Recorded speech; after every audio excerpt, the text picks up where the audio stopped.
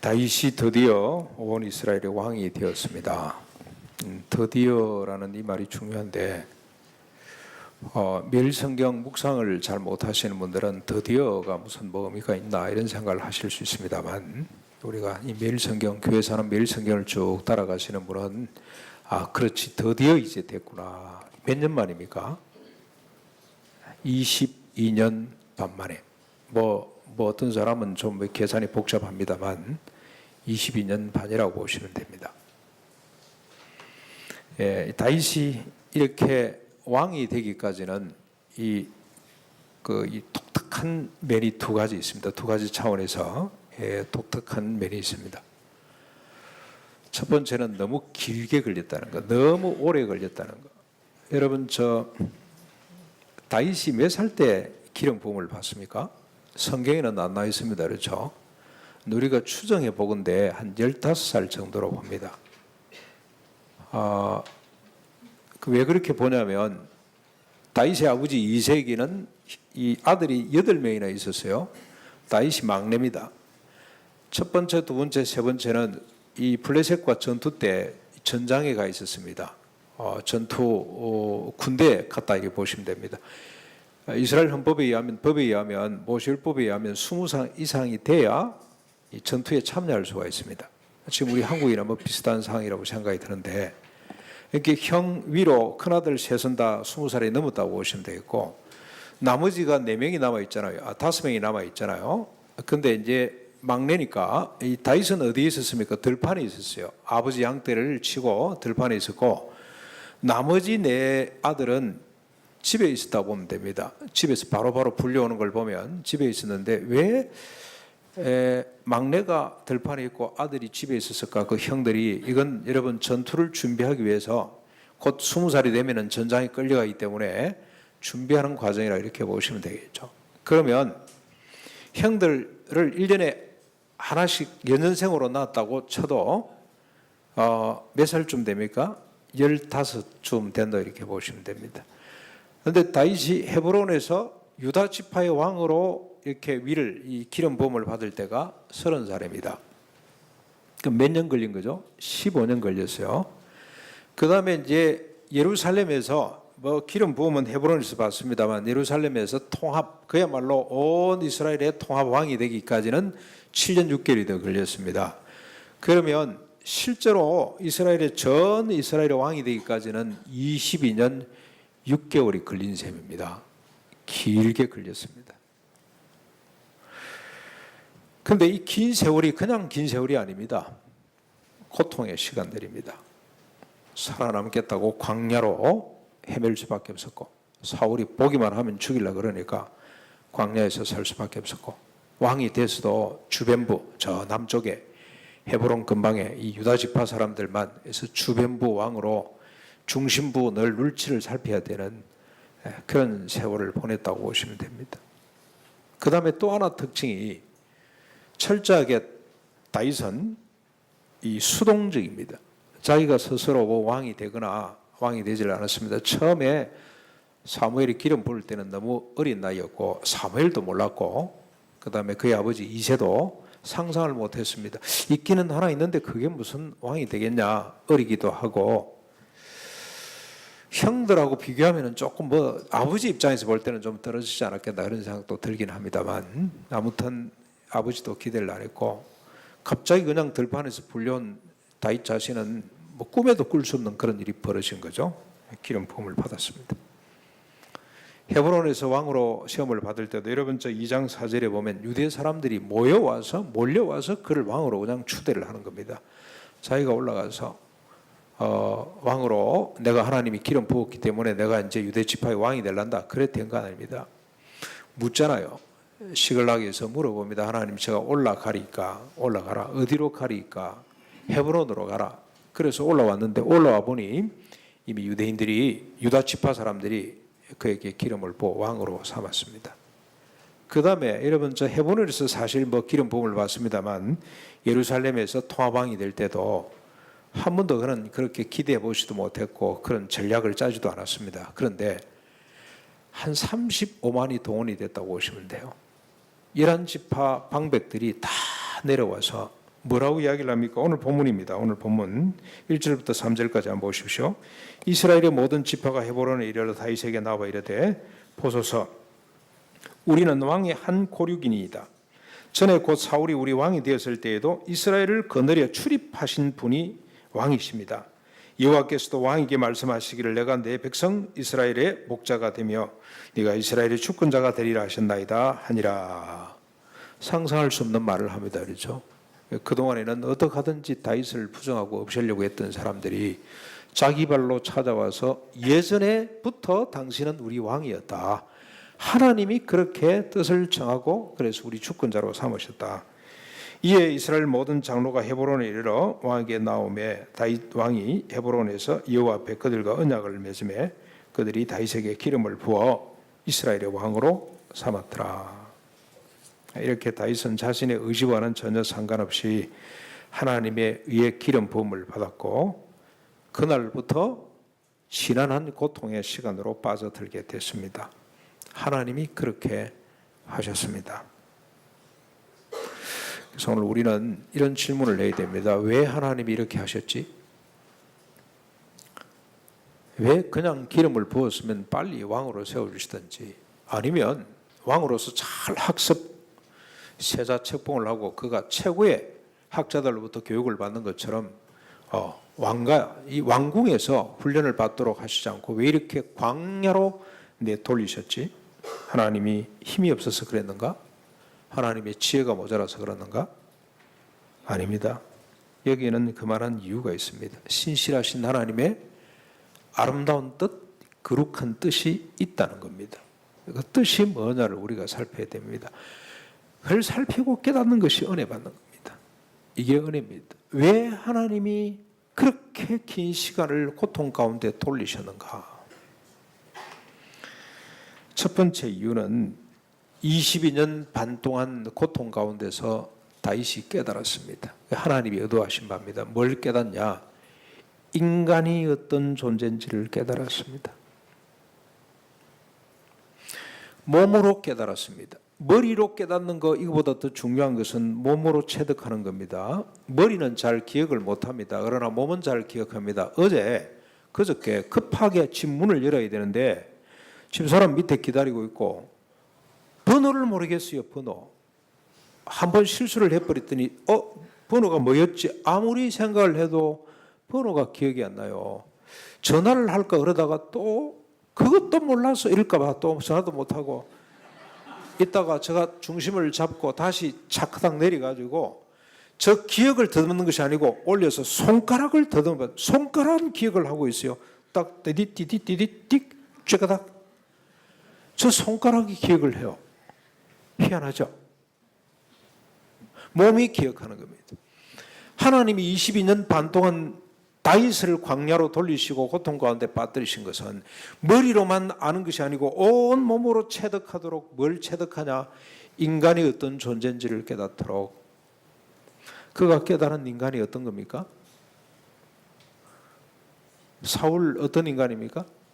다윗을 제거하려고 주구장창 따라다니는 인간. 그 다음에 아브넬, 요압, 이스보셋 보십시오. 자기가 왕이 되겠다고 허수아비 왕을 세워서 자기가 정권을 휘두르겠다고 욕망이죠. 욕망. 자기 중심적 욕망, 자기 애적 욕망의 존재. 그래서 끝없는 갈등과 고통을 만들어낼 수밖에 없는 거기는 자기 자신도 포함을 시킵니다. 자기 자신에게 생의 바퀴를 불태우는 독이 되고 그 욕망이 자기 마음에 드는 사람은 가까이 두고 마음에 들지 않는 사람은 배제하고 제거하려고 하는 고통을 계속 만들어내는구나. 사울이 자기 주변에 이스라엘에 가장 뛰어난 사람은 다 모았습니다. 가장 지혜롭고 힘 있는 사람은 자기가 독점을 냈어요. 독점. 그런데 자기 마음에 들지 않는 다윗을 제거하려고 그렇게 쫓아다닙니다. 그런데 다윗만 이렇게 깨달은 것이 아니고 요셉을 한번 보십시오. 요셉도 하나님이 언약을 꿈을 주시고 그때부터 얼마나 고생을 당합니까? 요셉은 17세쯤으로 봅니다. 그런데 그가 30에 총리가 되고 7년 후에 7년 그다음에 2년 9년 이후에 아버지를 만나게 돼요. 자기 형들이 와서 무릎을 꿇고 절하는 장면이 나타납니다. 꼭 22년 걸렸습니다. 17세로 보면 비슷합니다. 시간이. 예수님도 30세부터 다윗도 30, 요셉도 30이라는 숫자가 아주 중요한 것 같습니다. 그런데 그들이 사역을 시작하기 전에 한 20여 년 동안 고통 가운데 처합니다. 요셉은 어디에 처해 있었습니까? 착고에 처해 있어요. 착고에. 다윗은 광야로 헤매고 있다면 요셉은 착고에 처해 가지고 하나님의 말씀이 응할 때까지 착고에 처해 있었어요. 근데 그가 착고에 처해서 뭘 배웁니까? 인간을 배우게 됩니다.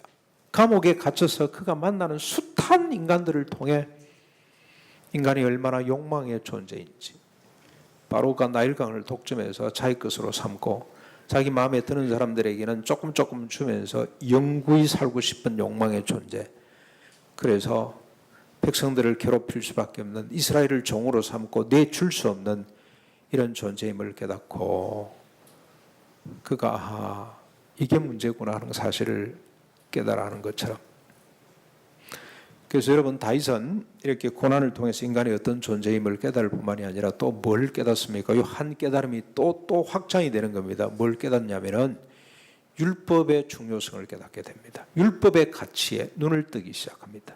아하, 그래서 하나님은 모세를 통해 우리에게 이런 법을 주셨구나.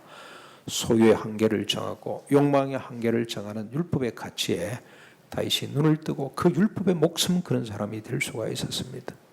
요셉도 그 고난을 통해 뭘 깨닫습니까? 아하, 인간에게 땅이 보장이 돼야 되는구나. 그래서 모든 땅을 공개념으로 만드는, 모든 땅을 백성들이 골고루 분배를 받고 일정 부분 세금을 내면 되도록 토지 제도를 개혁했다고 보시면 됩니다.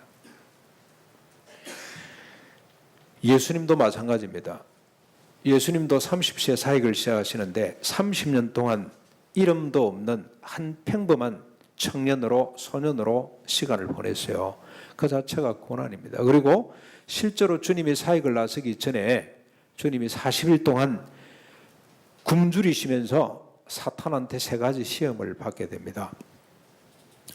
주님의 40일 금식이 고난의 시간, 이 다윗의 고난 22년의 시간과 맞먹는 것이라고 보시면 됩니다. 뭘 받습니까? 무슨 시험을 받습니까? 3가지를 받죠. 제일 첫 번째 받은 시험이 돌멩이로 떡덩이 만들어 보라는 것. 물질에 대한 욕심입니다. 두 번째로 받았던 유혹이 뭡니까? 시험이 성전 꼭대기에 세워놓고 뛰어내려 보라. 천사가 네 발을 받아줄 거 아니냐. 일종의 명예욕이라고 보시면 됩니다. 세 번째로 받은 시험이 천하만국을 보여주면서 나한테 절 한번 해라. 그러면 이건 너에게 다 주마. 권력에 대한 욕망입니다. 사탄이 인간의 욕망을 대변했다고 보시면 됩니다. 인간의 자기 중심적인 욕망이 사탄으로부터 왔다고 이렇게 보셔도 됩니다. 그런데 예수님은 이 고난을 어떻게, 이 시험을 어떻게 이깁니까? 신명기를 들어서 이깁니다. 주님이 주신 율법으로 이겨냅니다. 소멸시키지 않습니다. 물리치셨습니다. 꽃 같은 논리입니다. 꽃 같은 원리입니다. 다음으로 우리가 수동성에 대해서 한번 생각해 보시죠. 인간의 이 고통을 통해서 인간 이해를 하게 되고, 인간 이해는 곧 율법 이해까지 확장이 됐다고 보시면 되겠고, 두 번째로 수동성에 대해서 우리가 살펴보시면 역시 하나님께서 다윗으로 하여금 깨닫게 했습니다. 자신이 왕되는 것은 전적으로 하나님의 뜻임을 깨닫게 만드는 겁니다. 3번이나 수동적으로 기름 부음을 받으면서 하나님이 위해서 왕으로 시험을 받는다는 사실을 생각과 몸에 새기도록 만들었다고 보시면 됩니다. 그런데 다윗은 하나님의 뜻에 의해서 시험을 받는다는 사실뿐만이 아니고 이 수동성을 통해서 하나님이 계속 3번이나 이렇게 한 번에 끝낼 수도 있는데 3번씩이나 이렇게 남들에 의해서 생각지도 않은 때에 생각지도 않은 방법으로 기름 부음을 계속 받게 하심으로 하나님의 뜻에 의해서 될 뿐만이 아니고 하나님의 뜻을 위하여 기름을 붓는다는 사실을 그 마음판에 새기고 있습니다. 하나님의 뜻을 위한다는 말이 무슨 말입니까? 결국 그 백성들을 위해 자기에 의하여 자기 뜻을 위해서 왕으로 시험을 받는 것이 아니고 하나님에 의하여 하나님을 위해 하나님을 위한다는 것이 곧 천하 만국을 복되게 하는 하나님의 뜻을 위해 왕으로 시험을 받는다는 사실을 그는 깨달아 가게 되었습니다. 다윗에게 진행된 20년 넘는 고통과 철저한 수동적인 시험은 그로 하여금 인간을 알고 그 인간을 향한 하나님의 뜻을 알게 하는 하나님의 지혜였고 하나님의 계획이었습니다. 이를 정리하는 것이 오늘 본문에 나오는데요. 12절 우리 같이 한번 읽어보겠습니다. 아주 중요한 본문입니다. 12절 한 목소리를 읽어보겠습니다. 시작. 다윗이 여호와께서 자기를 세우사 이스라엘을 왕으로 삼으신 것과 그의 백성 이스라엘을 위하여 그 나라를 높이신 것을 알았더라. 다윗이 이런 과정을 통해 두 가지를 알았습니다. 안다는 이 단어가 아주 중요한 단어죠. 안다. 이 단어는 보통 단어가 아닙니다. 엄청나게 중요한, 알되 그냥 아는 정도가 아니고 부부가 서로 아는 정도의 암. 뭘 알았습니까? 두 가지입니다. 첫 번째는 여호와께서 자기를 세우사 이스라엘의 왕으로 세우셨다는 것. 여호와가 자기를 이스라엘의 왕으로 세워줬다는 사실을 알고, 둘째는 뭘 알았습니까? 그의 백성 이스라엘을 위하여 그 나라를 높이셨다는 사실입니다. 정리하면 여호와께서 자신을 왕으로 삼으시되 뭘 위해서 삼았습니까? 그의 백성 이스라엘을 위하여 왕으로 세우셨다는 사실입니다. 이게 뭐가 중요하냐라고 생각하실지 모르지만 우리가 그동안의 성경을 쭉 읽으면서 이 깨달음, 이 알문 역사적인 순간입니다. 쉽게 말하면 새로운 종류의 인간이 시작된다고 보시면 됩니다. 새로운 유행의 인간이 탄생하는 순간이라고 보시면 됩니다. 나를 하나님이 왕으로 세우셨는데 나를 위해서가 아니고 하나님을 위하여 그 백성을 위하여 하나님을 세웠다. 여러분 이게 왜 새로운 유행입니까? 실제 하나님의 사람들은 대부분 다 이렇게 살았습니다. 모세를 보십시오. 모세가 처음에 자기가 뭘 하려고 할 때는 하나님이 안 썼습니다. 80년의 세월을 지나고 난 뒤에 비로소 하나님에 의하여 세움을 받고 하나님을 위하여 자기 열정, 자기 관심사, 자기 뜻이 아니고 하나님의 뜻을 위하여 세움을 받는다는 사실을 깨닫고 40년 동안 그 뜻대로 살아갔습니다.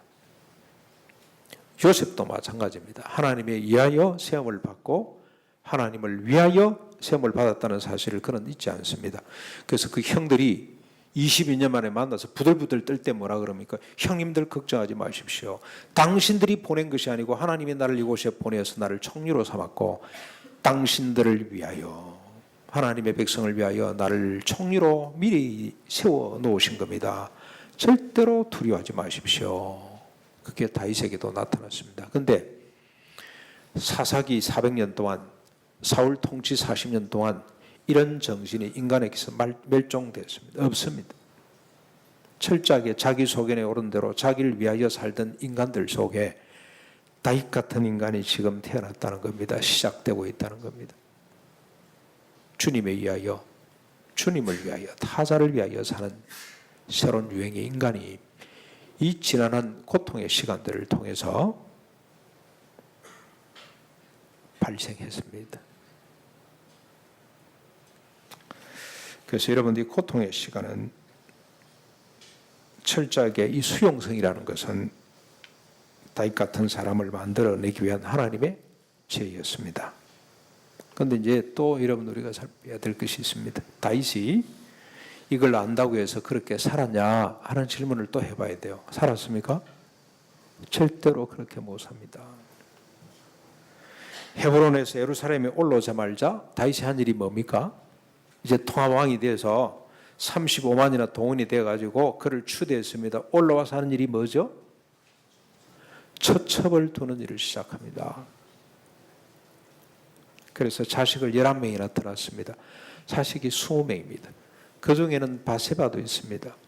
우리의 아내 바세바를 빼앗아서 자식을 넷이나 낳았습니다. 재밌게 모든 부인들은 한 명씩 낳습니다. 압살롬 어머니를 통해서 압살롬과 다말이라는 딸을 하나 낳았습니다. 나머지는 전부 다 한 명씩밖에 이름이 안 나요. 그러니까 한 번 사랑하고 끝났다는 뜻으로 이렇게 보시면 됩니다. 전략적으로 많은 사람 필요한지 모르겠습니다만 다윗의 이 삶을 보면 재밌습니다. 그런데 바세바를 통해서는 4사람이나 낳았어요. 바세바가 보통 여성이 아닌 것 같습니다. 다윗의 마음을 확 사로잡을 만한 아주 지혜로운 여인임에 틀림이 없는 것 같습니다. 뭘로 잡았는지는 잘 모르겠습니다만 그렇게 자식을 낳고 했습니다. 그런 끔찍한 짓을 저질렀습니다. 그러다가 지난번에 우리 봤죠. 6장 1절부터 23절까지 보면 3만 명을 동원해서 하나님의 언약궤를 옮겨옵니다. 열정은 좋습니다. 여러분 열정도 우리가 잘 살펴봐야 돼요. 열정은 좋았어요. 그 마음은 가상했습니다. 그런데 하나님의 법대로 하지 않다고 우사가 죽을 때 어떡합니까? 다윗이 분노했습니다. 하나님께 대해서 분노하다가 언약궤 옮겨오는 걸 포기합니다. 그래서 오벳 에돔의 집에 방치해버립니다. 그런데 하나님이 그 집에 복을 주시니까 석 달 만에 다시 가져옵니다. 얼마나 계산적인 인간인지 모릅니다.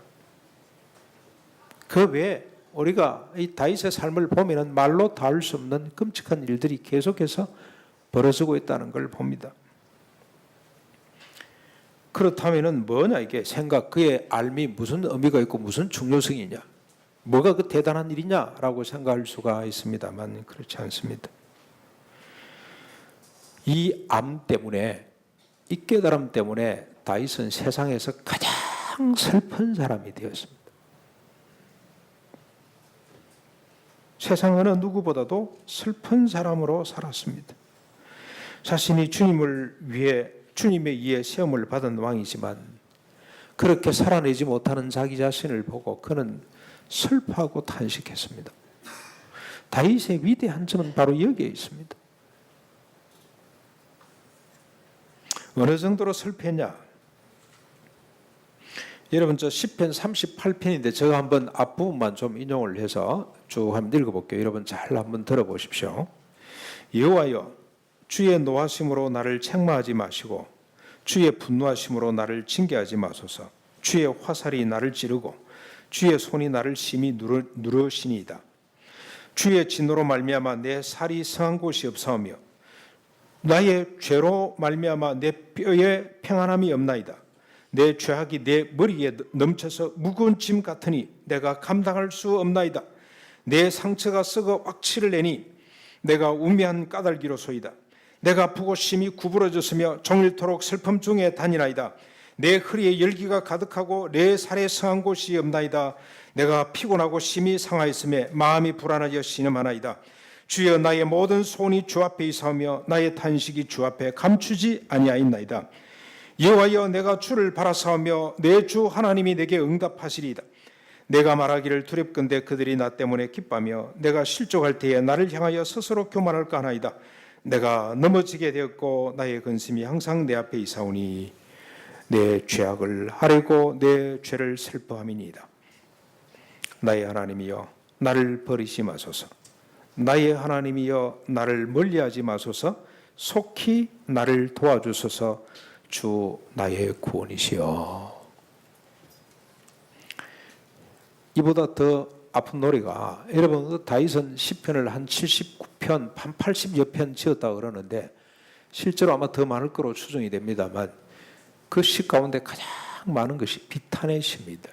슬픈 노래가 훨씬 더 많습니다. 뭘 슬퍼했습니까?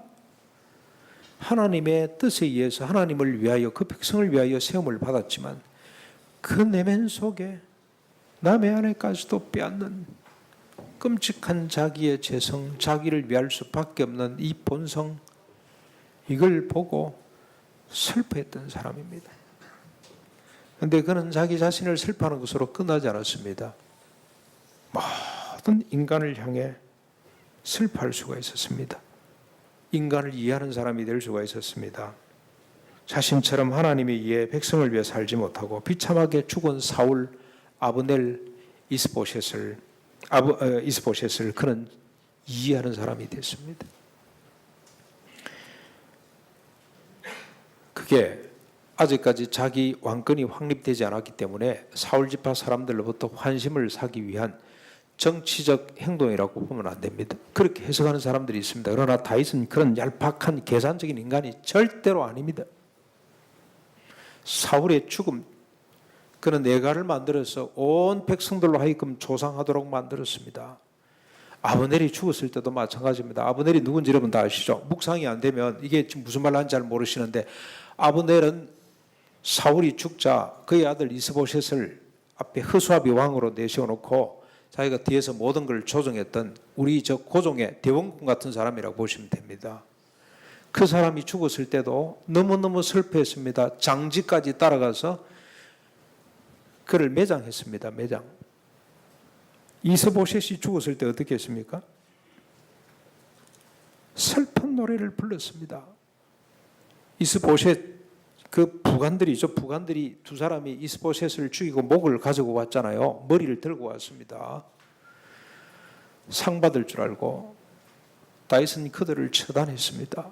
그리고 그 머리를 아브넬의 묘지에 함께 매장해 주었습니다. 그리고 뭐라고 노래를 하냐면요, 뭐라고 슬피 울었냐면은 의인이라고 그래요. 의인.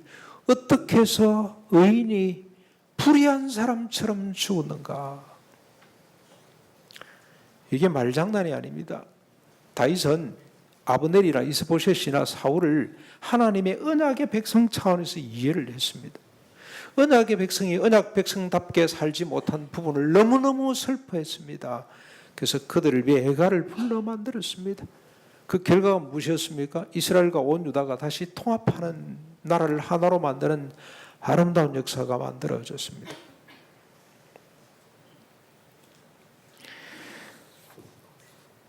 하나님의 이해, 하나님을 위한 것이 그를 슬프게 했고, 그 슬픔이 이 땅의 모든 인간을 이해할 수 있는 넓은 마음, 낮은 마음, 겸손한 마음을 갖겠습니다. 사랑하는 성도 여러분, 우리도 알아야 됩니다. 자신이 왕된 것은 하나님에 의해서며 자신이 왕된 것은 백성을 위함이라는 사실을 알았던 다윗처럼 우리도 분명히 아셔야 됩니다. 다윗이 자신을 아는 것보다도 우리는 3배로 더 뜨겁게 우리 자신을 이해할 수 있어야 됩니다. 왜냐하면 여러분, 다윗은 무슨 직을 뭐로 기름 부음을 받습니까? 왕으로 기름 부음을 받습니다. 그런데 오늘 예수 그리스도를 믿고 구원받은 우리는 뭘로 기름 부음을 받은 자들입니까? 왕 같은 제사장에다가 선지자까지 다 있습니다. 3직입니다. 3직. 여러분이 어떻게 생각할지 모르지만 이건 하나님의 언약입니다. 하나님의 뜻입니다. 내 생각이 중요한 거 아닙니다. 늘 신앙이라는 것은 하나님의 생각, 하나님의 뜻이 중요한 겁니다. 예수 그리스도를 믿는 것밖에 우리는 없습니다. 그 믿음도 하나님이 주신 은사고 선물입니다. 예수 그리스도 십자가 부활을 믿음으로 말미암아 우리가 어떻게 되냐? 3직을 갖게 됩니다. 왕이 되고 제사장이 되고 선지자 같은 직분을 받게 됩니다. 다윗에게 하나 주셨다면 우리에게는 3개 주셨습니다. 3개. 따블에다가 또 한 번 따따블입니다. 따따블. 하나님이 우리에게 주신 은혜가 이토록 큽니다. 그래서 다윗하고 수준이 다르게 우리는 알아야 됩니다. 그래서 여러분, 우리 베드로 그랬잖아요. 우리를 왕 같은 제사장으로 뭘 했습니까? 어둠의 나라에서 빛의 나라로 옮겨 놓으셨다. 빛의 나라로 가볼래? 이 정도가 아니고 옮겨놨다고 주님 말씀을 하셨어요. 예수님도 너희들이 세상의 소금과 빛이 되어볼래가 아니고 빛이 되었느니라, 소금이 되었느니라, 그렇게 말씀을 하셨어요. 주님의 구원함이. 그래서 다윗이 사실 바라고 소망했던 것이 바로 오늘 우리들의 모습입니다. 오늘 우리들이 하나님 앞에 수소를 들고 신령과 진정으로 예배할 줄을 다윗은 알았어요. 자기는 예배하고 싶어도 예배할 수가 없어요. 직접 나가서 예배를 못 드립니다. 제사장을 통해서 자신의 죄를 씻음받고 짐승의 죽은 피를 들고 그때그때만 나갈 수밖에 없었지만, 오늘 신약의 성도들은 그냥 예수 그리스도의 피, 단번에 온전한 피로 날마다 주님 앞에 열린 문으로 나아갈 수 있는 존재가 된다는 것을 다윗은 알고 있었어요. 그래서 다윗은 율법대로 악으로 악을 갚지 않으면 됩니다. 이는 이로 눈은 눈으로 갚으면 됐어요. 갚으면. 아니요. 악을 악으로 갚으면 돼요. 다윗 때는. 하나님께 이에 기름 부음을 받고 하나님의 종으로 왕으로 그 백성들을 위해서 세움을 받은 다윗은 하나님의 말씀대로 모세를 통해 주신 율법대로 악을 악으로 갚으면 돼요. 눈은 눈으로 이는 이로 갚으면 됩니다. 오늘 삼직을 받은 우리는 악을 악으로 갚으면 안 됩니다. 눈을 눈으로 갚으면 안 됩니다. 오늘 우리에게 필요한 것은 내 눈을 뺀 오른쪽 눈을 뺀 사람에게 왼쪽 눈도 빼줘야 됩니다. 이게 하나님의 뜻입니다. 우리를 부르신 주님의 소원입니다. 소원. 우리를 주님의 기업으로 삼으신 영광의 풍성함이 이렇게 나타납니다. 주님께서 말씀하셨잖아요. 억지로 오리를 가자면 심리를 따라가는 것이 이게 오늘 우리에게 주어진 사명이고 우리 법이고 주님을 위함입니다. 이를 위해서 우리를 주님께서는 왕같은 제사장으로 삼아 주셨습니다. 그러나 우리 역시 이렇게 살지 못합니다. 다윗이 살아내지 못했던 것처럼 우리도 이렇게 살지 못합니다. 우리에게 필요한 것이 있다면 뭐겠습니까? 다윗보다도 3배나 더 애통하는 겁니다. 아파하고 슬퍼하는 것입니다. 다윗이 느꼈던 슬픔보다 3배나 더 큰 슬픔을 갖고 살아가는 것이 오늘 우리가 할 수 있는 일입니다. 그래서 주님은 뭐라고 우리에게 노래를 하나 지어서 가르쳐 주셨죠. 팔복 노래를 만들어 주셨는데 제일 먼저 나오는 게 뭡니까? 심령이 가난한 자가 복이 있다. 그 다음에 나오는 복이 뭐든가요? 애통하는 자가 복이 있다. 애통. 뭘 애통하는 겁니까? 이렇게 살아야 되는데 우리가 왕같은 제사장으로 살아야 되는데 그렇게 살지 못하는 내 자신에 대한 애통입니다. 돈이 없어서 권력이 없어서 직장이 없어서 애통하는 것이 아니고 하나님의 뜻대로 살지 못하는 십자가 부활의 은혜대로 살지 못하는 내 자신에 대한 애통, 가난함입니다. 그게 복이 있다고 이야기를 했어요. 야고보서를 묵상하면서 우리가 야고보를 통해 들었습니다. 야고보는 우리에게 뭐라고 권면을 했습니까? 슬퍼하며 애통하며 울지어다. 너희 웃음을 애통으로 너희 즐거움을 근심으로 바꿀지어다. 바울은 우리에게 어떻게 권면하고 있습니까? 고린도서 7장 10절 11절 하나님의 뜻대로 하는 근심은 후회할 것이 없는 구원에 이르게 하는 회개를 이룰 것이니라. 세상 근심은 사망을 이루는 것이니라. 보라, 하나님의 뜻대로 하게 된 이 근심이 너희로 얼마나 간절하게 하며 얼마나 변정하게 하며 얼마나 분노하게 하며 얼마나 두렵게 하며 얼마나 사모하게 하며 얼마나 열심 있게 하며 얼마나 벌하게 하였는가. 너희가 그 일에 대하여 일체 너희 자신의 깨끗함을 나타내었느니라. 예수 그리스도 십자가 부활을 깨달은 사람은 근심하는 사람들입니다. 슬퍼하는 사람.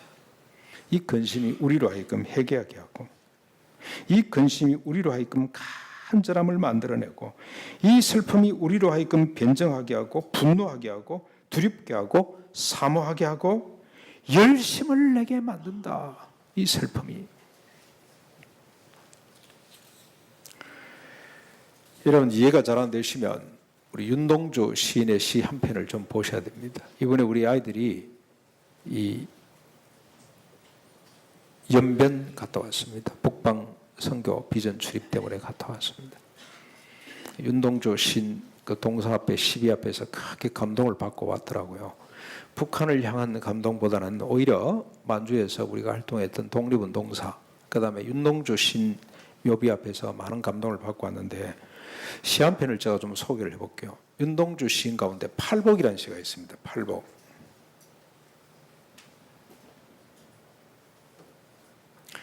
기가 찬 시입니다. 어떤 자가 복이 있습니까?